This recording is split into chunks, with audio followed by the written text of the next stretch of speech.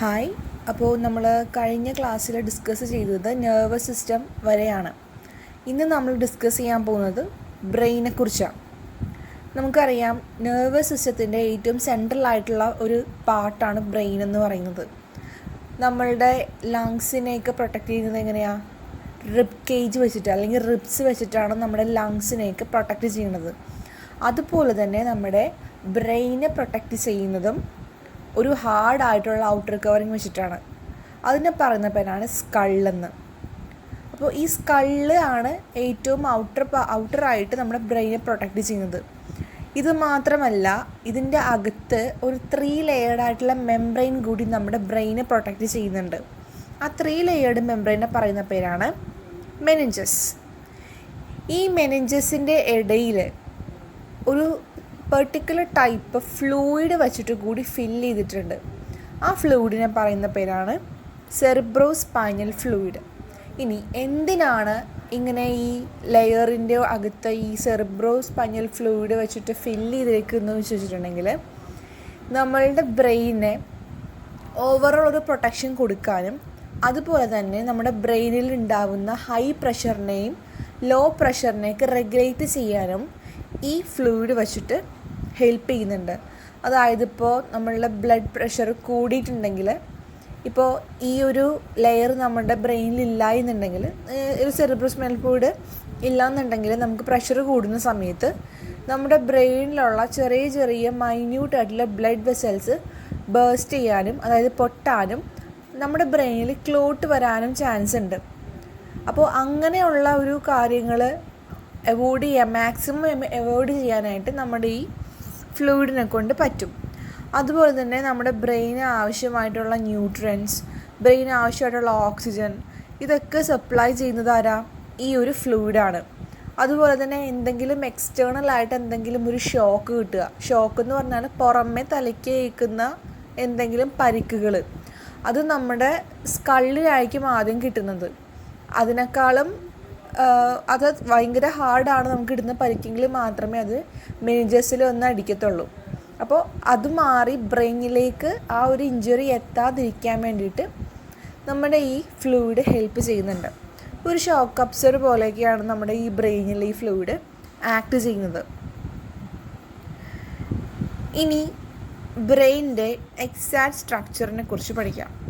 Mainly 5 സ്ട്രക്ചറാണ് നമുക്ക് ബ്രെയിനിലുള്ളത്. ഒന്ന് cerebrum, cerebellum, medulla oblongata, thalamus and hypothalamus. ആദ്യം നമ്മൾ പഠിക്കാൻ പോകുന്ന സെറിബ്രത്തിനെ കുറിച്ചാണ്. അപ്പോൾ സെറിബ്രത്തിൻ്റെ ലൊക്കേഷൻ ഇതാ, നോക്കിക്കോളൂ. ഇതാണ് സെറിബ്രത്തിൻ്റെ ലൊക്കേഷൻ. ഓക്കെ. സോ സെറിബ്രമാണ് നമ്മുടെ ബ്രെയിനിൻ്റെ ഏറ്റവും വലിയ പാർട്ടെന്ന് പറയുന്നത്. നമ്മളുടെ ഇൻ്റലിജൻസും നമ്മളുടെ മെമ്മറീസും നമ്മുടെ തോട്ടും ഈ എല്ലാ കാര്യങ്ങളും സ്റ്റോർ ചെയ്ത് വയ്ക്കുന്നത് എവിടെയാണ്? ഈ സെറിബ്രത്തിലാണ്. നമ്മളൊരു കാര്യം ചിന്തിക്കുന്നു എന്ന് പറയുമ്പോൾ ആ ചിന്ത എവിടെ നിന്നാണ് വരുന്നത്? സെറിബ്രത്തിൽ നിന്നാണ് വരുന്നത്. അപ്പോൾ നമ്മുടെ ബ്രെയിനിൻ്റെ ഏറ്റവും ലാർജസ്റ്റ് ആയിട്ടുള്ള പാർട്ടാണ് സെറിബ്രം.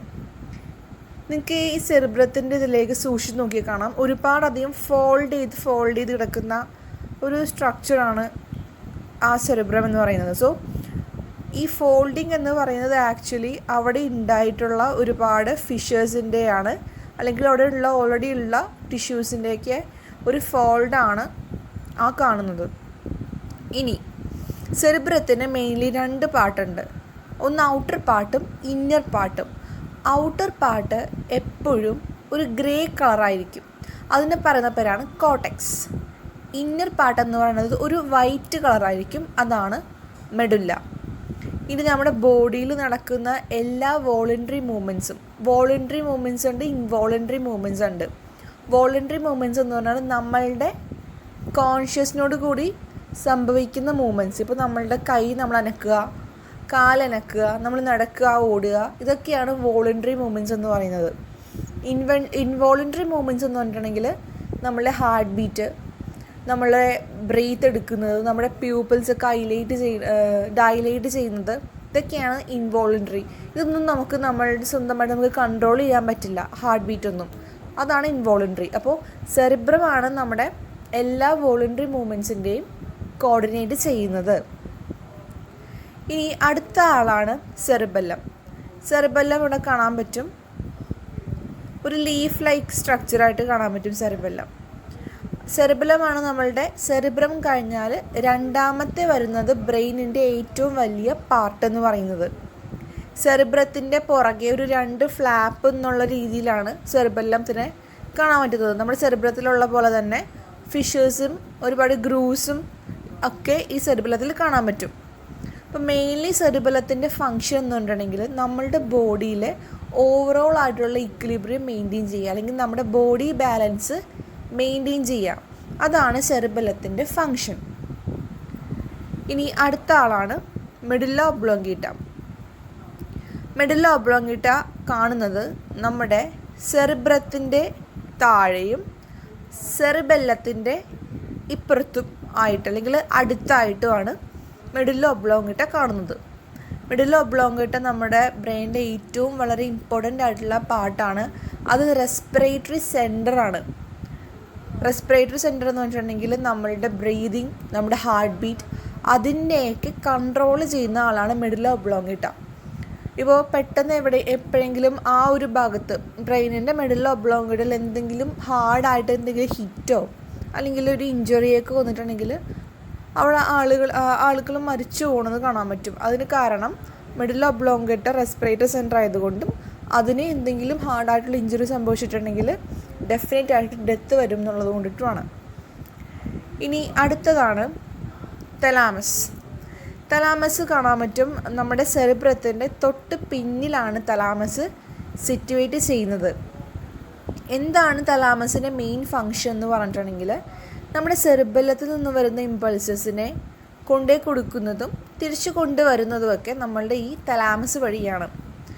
ഇതുപോലെ തന്നെ നമ്മളുടെ ബോഡിയുടെ മറ്റുള്ള പാർട്ടിൽ നിന്നും വരുന്ന ഇമ്പൾസസ് ഏതാ എന്ന് തിരിച്ചറിഞ്ഞിട്ട് നമ്മുടെ സെറിബെല്ലത്തിൽ ഒന്ന് കൊണ്ടേ അതിനെ ഏൽപ്പിക്കും, അല്ലെങ്കിൽ അതിനൊന്ന് ട്രാൻസ്മിറ്റ് ചെയ്ത് ചെയ്യും. ഇതാണ് തലാമസിൻ്റെ മെയിൻ ഫങ്ഷൻ.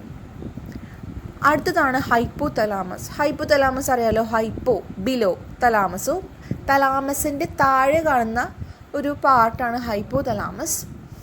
നമ്മളുടെ ഹോമിയോസ്റ്റാസിസ് മെയിൻറ്റെയിൻ ചെയ്യുക. ഇതാണ് ഹൈപ്പോ തലാമസിൻ്റെ മെയിൻ ഫങ്ഷൻ. ഇനി അടുത്തതാണ് സ്പൈനൽ കോഡ്. സ്പൈനൽ കോഡ് എന്ന് പറയുന്നത് നമ്മുടെ മെഡുല്ല ഒബ്ലോംഗേറ്റയുടെ ഒരു എക്സ്പാൻഷനാണ്, അല്ലെങ്കിൽ ഒരു കണ്ടിന്യൂവേഷനാണ് നമ്മുടെ സ്പൈനൽ കോഡ് എന്ന് പറയുന്നത്. അപ്പോൾ നിങ്ങൾക്ക് ആ ഒരു ഫിഗർ ശ്രദ്ധിച്ച് നോക്കാം. അതൊരു സ്പൈനൽ കോഡിൻ്റെ ക്രോസ് സെക്ഷനാണ്. അപ്പോൾ സ്പൈനൽ കോഡ് നമ്മളെ മെഡുല്ല ഒബ്ലോംഗേറ്റയുടെ ഒരു എലോങ്ങേഷൻ ആണെന്ന് പറഞ്ഞു. ഇനി നമ്മളുടെ ബ്രെയിനിനെയൊക്കെ പ്രൊട്ടക്റ്റ് ചെയ്തേക്കുന്നത് പോലെ തന്നെ സ്പൈനൽ കോഡിനെ പ്രൊട്ടക്റ്റ് ചെയ്തിരിക്കുന്നത് വേർട്ടിബ്രൽ കോളത്തിൻ്റെ ഉള്ളിലാണ്, നട്ടെല്ലെന്ന് പറയും നമ്മൾ. സോ നട്ടെല്ലിൻ്റെ ഉള്ളിലാണ് നമ്മുടെ സ്പൈനൽ കോഡ് ഇരിക്കുന്നത്. ഇവിടെ കാണാൻ പറ്റും, സ്പൈനൽ കോഡിൻ്റെ ഏറ്റവും ഇമ്പോർട്ടൻ്റ് ആയിട്ടുള്ളൊരു പാർട്ടാണ്, അല്ലെങ്കിൽ സെൻട്രൽ പാർട്ടാണ് നമ്മുടെ സെൻട്രൽ കനാൽ എന്ന് പറഞ്ഞാൽ. ഈ സെൻട്രൽ കനാലിൻ്റെ ഉള്ളിൽ സെറിബ്രോ സ്പൈനൽ ഫ്ലൂയിഡ് ഉണ്ട്. നമ്മുടെ ബ്രെയിനിൽ പഠിച്ചതുപോലെ തന്നെ ഇതിനും ഗ്രേ മാറ്ററും വൈറ്റ് മാറ്ററും ഉണ്ട്. ഇവിടെ ഒറ്റ വ്യത്യാസം എന്ന് പറഞ്ഞാൽ ഇവിടെ ഗ്രേ മാറ്റർ കാണുന്നത് അകത്തും വൈറ്റ് മാറ്റർ കാണുന്നത് പുറത്തുമാണ്. പക്ഷെ ബ്രെയിനിൽ സെറിബ്രത്തിൽ ഗ്രേ മാറ്റർ പുറത്തും വൈറ്റ് മാറ്റർ അകത്തുമാണ് കാണുന്നത്. ടോട്ടൽ നമുക്ക് 31 പെയർ സ്പൈനൽ നെർവ്സാണ് ഈ സ്പൈനൽ കോഡിൽ നിന്ന് നമുക്കുള്ളത്. ഇനി ഇവിടെ പറയേണ്ട മെയിൻ ഇമ്പോർട്ടൻറ്റ് കാര്യം എന്ന് പറയുന്നത് സ്പൈനൽ കോഡിന് ഒരു ഡോർസൽ റൂട്ടും ഉണ്ട്, വെൻട്രൽ റൂട്ടും ഉണ്ട്. ഇമ്പൾസസ്, മറ്റ് ബോഡി പാർട്സിൽ നിന്നും വരുന്ന ഇമ്പൾസസ് സ്പൈനൽ കോഡിൽ എത്തിച്ചേരുന്നത് ഡോർസൽ റൂട്ട് വഴിയാണ്. ഡോർസൽ റൂട്ട് വഴി അത് സ്പൈനൽ കോഡ് എത്തിയിട്ടുണ്ടെങ്കിൽ പതിയെ നമ്മുടെ ഹൈപ്പോ തലാമസ്, തലാമസ് റീജിയൻസ് വഴി അത് നമ്മുടെ എക്സാക്ട് ബ്രെയിനിൻ്റെ സെൻറ്ററിലേക്ക് എത്തുകയും തിരിച്ച് അവിടെ നിന്ന് റെസ്പോൺസ് ഇമ്പൾസസ് ആ വഴി തിരിച്ചു വന്ന് നമ്മളുടെ സ്പൈനൽ കോഡിൻ്റെ വെൻട്രൽ റൂട്ട് വഴി മറ്റ് ബോഡി പാർട്സിലേക്ക് എത്തുകയും ചെയ്യുന്നു.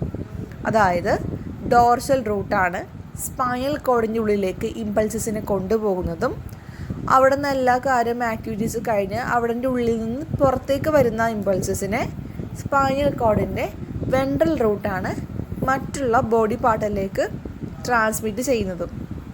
ഇനി സ്പൈനൽ കോഡിൻ്റെ മെയിൻ ഫങ്ഷൻ എന്ന് പറയുന്നത് നമ്മൾ റിപ്പീറ്റഡ് ആയിട്ട് ചെയ്യുന്ന ആക്ടിവിറ്റീസാണ്. നടക്കുക, ഓടുക, അങ്ങനെയുള്ള ആക്ടിവിറ്റീസിനെയൊക്കെ കോർഡിനേറ്റ് ചെയ്യുക എന്നതാണ് സ്പൈനൽ കോഡിൻ്റെ മെയിൻ ഫങ്ഷൻ. ഓക്കെ, നമ്മൾ ഈ സെഷൻ തുടങ്ങിയ ആദ്യത്തെ പാർട്ടിൽ റെസ്പോൺസസ്, സ്റ്റിമുലസസ് അതിനെക്കുറിച്ചൊക്കെ പഠിച്ചു. ഒരു സ്റ്റിമുലസ് കിട്ടിയിട്ടുണ്ടെങ്കിൽ വിത്തിൻ എ സെക്കൻഡ് തന്നെ നമുക്കതിൻ്റെ റെസ്പോൺസ് കാണിക്കും. സോ എങ്ങനെയാണ് അത് നടക്കുന്നത്, ഏതൊക്കെ ന്യൂറോൺസാണ് അതിന് കാരണക്കാരാവുന്നതെന്നാണ് ഇനി പഠിക്കാൻ പോകുന്ന കൺസെപ്റ്റ്. അതിനാണ് നമ്മൾ റിഫ്ലെക്സ് ആക്ഷൻസ് എന്ന് പറയുന്നത്. സോ റിഫ്ലെക്സ് ആക്ഷൻസ് എന്ന് പറഞ്ഞിട്ടുണ്ടെങ്കിൽ ആക്സിഡൻ്റലി ആയിട്ട് പറ്റുന്ന ഇൻവോളണ്ടറി റെസ്പോൺസസിനെയാണ് നമ്മൾ റിഫ്ലെക്സ് ആക്ഷൻസ് എന്ന് പറയുന്നത്. ഒരു സ്റ്റിമുലൈ കൊടുക്കുന്നു, ആ സ്റ്റിമുലൈ കൊടുക്കുമ്പോൾ പെട്ടെന്ന് നടത്തുന്ന ഇൻവോളണ്ടറി റെസ്പോൺസ്, ഓവറോൾ പ്രോസസ്സിനെയാണ് നമ്മൾ റിഫ്ലെക്സ് ആക്ഷൻ എന്ന് പറയുന്നത്. ഇപ്പോൾ നിങ്ങൾ ഈ ഫിഗറിലേക്ക് ഒന്ന് ശ്രദ്ധിച്ച് നോക്കുക. ഇവിടെ ഒരു സ്റ്റിമുലസ് ആയിട്ട് വെച്ചിരിക്കുന്നത് ആരാണ്? ഒരു മെഴുകുതിരിയാണ് അവിടുത്തെ സ്റ്റിമുലസ് എന്ന് പറഞ്ഞിട്ടുണ്ടെങ്കിൽ. അതിൽ വച്ചിരിക്കുന്ന ആളുടെ കൈ ഒന്ന് വെക്കുകയാണ്.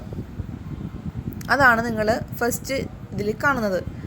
അപ്പോൾ അവിടെ ഉണ്ടായിരുന്ന സെൻസറി ന്യൂറോൺ എന്താ ചെയ്യുക? അവിടെ നിന്നും ഇമ്പൾസ് നേരെ സ്പൈനൽ കോഡിലേക്ക് കൊണ്ടെത്തിക്കും. സെൻസറി ന്യൂറോൺസ് അത് കഴിഞ്ഞ ശേഷം ഇന്ത്യൻ ന്യൂറോൺസ് വരും. ഇന്ത്യൻ ന്യൂറോൺ സെൻസറി ന്യൂറോണിനെ മോട്ടോ ന്യൂറോണിനെ കണക്ട് ചെയ്യും. അടുത്തത് മോട്ടോ ന്യൂറോൺ സ്പൈനൽ കോഡിൽ നിന്ന് കിട്ടിയ ഇൻഫർമേഷൻസ് എടുത്ത് ഏതാണോ റിലേറ്റഡ് ആയിട്ടുള്ള മസിലുള്ളത് അങ്ങോട്ട് ചെല്ലും. റിലേറ്റഡ് മസിൽസ് അപ്പോൾ തന്നെ കൈ എടുത്ത് മാറ്റും. അപ്പോൾ ഇത്രയുമാണ് റിഫ്ലെക്സ് ആക്ഷനിലുള്ളത്. അപ്പോൾ നമുക്കൊന്നിതൊന്ന് ഒരു ചെറിയൊരു ഫ്ലോ ചാർട്ട് പോലെ എഴുതാം. ഒന്ന് stimulus, sensory neurons carry impulses. So stimulus, sensory neuron, Inter neuron, motor neuron, related muscle, withdrawals of the hand. ഈ ഓവറോൾ പ്രോസസ്സാണ് റിഫ്ലെക്സ് ആക്ഷൻ എന്ന് പറയുന്നത്. ഇനി അടുത്തതാണ് autonomous nervous system. Autonomous nervous system ഇത് വേറെ ഒന്നുമല്ല, നമ്മളുടെ ബോഡിയിൽ നമ്മൾ കോൺഷ്യസോട് ചെയ്യാൻ പറ്റാത്ത കാര്യങ്ങൾ, നമുക്ക് കൺട്രോൾ ചെയ്യാൻ പറ്റാത്ത കാര്യങ്ങൾ ചെയ്യുന്ന ഒരു സ്പെസിഫിക് പാർട്ട് ഓഫ് നെർവസ് സിസ്റ്റത്തിനെയാണ് നമ്മൾ ഓട്ടോണോമസ് നെർവസ് സിസ്റ്റം എന്ന് പറയുന്നത്. ഇപ്പോൾ ഞാൻ നേരത്തെ പറഞ്ഞ പോലെ നമ്മുടെ ഹാർട്ട് ബീറ്റ് നമുക്ക് കൺട്രോൾ ചെയ്യാൻ പറ്റില്ല, എത്ര ശ്രമിച്ചാലും നമുക്ക് കൺട്രോൾ ചെയ്യാൻ പറ്റില്ല. അതുപോലെ തന്നെ നമ്മളുടെ ഉള്ളിൽ നടക്കുന്ന ഡൈജഷൻ പ്രോസസ്സ് അതൊന്നും നമുക്ക് കംപ്ലീറ്റ് ചെയ്യാൻ പറ്റില്ല. നമ്മുടെ ഉള്ളിലേക്ക് ബ്രീത്ത് എടുക്കുമ്പോൾ നമ്മുടെ ലങ്സിൽ എത്ര ക്വാണ്ടിറ്റി എയർ കൊള്ളണമെന്ന് നമുക്കൊന്നും കൺട്രോൾ ചെയ്യാൻ പറ്റില്ല. അപ്പോൾ അങ്ങനെയുള്ള കാര്യങ്ങൾ കൺട്രോൾ ചെയ്യുന്ന ആളാണ് നമ്മൾ ഓട്ടോണോമസ് നെർവസ് സിസ്റ്റം എന്ന് പറയുന്നത്. ഓട്ടോണോമസ് നെർവസ് സിസ്റ്റത്തിനെ മെയിൻലി രണ്ടാക്കി ഡിവൈഡ് ചെയ്തിട്ടുണ്ട്. ഒന്ന് സിമ്പത്തറ്റിക് സിസ്റ്റം എന്നും പാരാസിമ്പത്തറ്റിക് സിസ്റ്റം എന്നും. സിമ്പത്തറ്റിക് സിസ്റ്റം എന്ന് പറയുന്നത് നമ്മളുടെ ഡിഫറെൻ്റ് ഓർഗൻസിലേക്ക് കോർഡിനേറ്റ് ചെയ്യുന്ന ആക്ടിവിറ്റീസാണ് സിമ്പത്തറ്റിക് നെർവസ് സിസ്റ്റം. അത് നേരെ ഓപ്പോസിറ്റാണ് പാരാസിമ്പത്തറ്റിക് നെർവസ് സിസ്റ്റം എന്ന് പറയുന്നത്. അപ്പോൾ സിമ്പത്തറ്റിക് നെർവസ് സിസ്റ്റത്തിൻ്റെ എക്സാമ്പിളാണ് നമ്മളുടെ കണ്ണിലെ ഐ ഡൈലേറ്റ് ചെയ്യുന്നത്, നമ്മളുടെ വായിലുള്ള സലൈവയുടെ പ്രൊഡക്ഷൻ കുറയുന്നത്, അതുപോലെ തന്നെ ട്രക്കിയ വികസിക്കുന്നത്, ഹാർട്ട് ബീറ്റ് കൂടുന്നത്, ഇതൊക്കെയാണ് സിമ്പത്തറ്റിക് സിസ്റ്റംസ് എന്ന് പറയുന്നത്. അതിന് നേരെ ഓപ്പോസിറ്റാണ് പാരാസിമ്പത്തറ്റിക് സിസ്റ്റം എന്ന് പറയുന്നത്. സോ സിമ്പത്തറ്റിക് സിസ്റ്റം എപ്പോഴും ആക്ടിവേറ്റ് ആവുന്നത് നമുക്ക് പെട്ടെന്നൊരു ആക്സിഡൻറ്റ് സംഭവിക്കുമ്പോഴൊക്കെയാണ്. ഇപ്പോൾ പെട്ടെന്ന് നമുക്കൊരു ഷോക്ക് വരുമ്പോൾ ഓട്ടോമാറ്റിക്കലി നമ്മളുടെ ഹാർട്ട് ബീറ്റ് കൂടും, സലൈവയുടെ പ്രൊഡക്ഷൻസ് കുറയും, മറ്റുള്ള മെറ്റബോളിക് ആക്ടിവിറ്റീസൊക്കെ കുറയും. അപ്പോൾ അതിൻ്റെ നേരെ നമ്മൾ ആ ഒരു ആക്സിഡൻറ്റ് അല്ലെങ്കിൽ ആ ഒരു ഷോക്കിൽ നിന്ന് നമ്മൾ പതിയെ റിലീവ് ചെയ്ത് വരുമ്പോഴേക്കും നമ്മളുടെ ഓവറോൾ ബോഡി പ്രോസസ്സ് പഴയ പോലെയാവും. ഇത്രയുമാണ് നമ്മുടെ ഇതിലെ മെയിൻ ഡിഫറൻസ് എന്ന് പറയുന്നത്.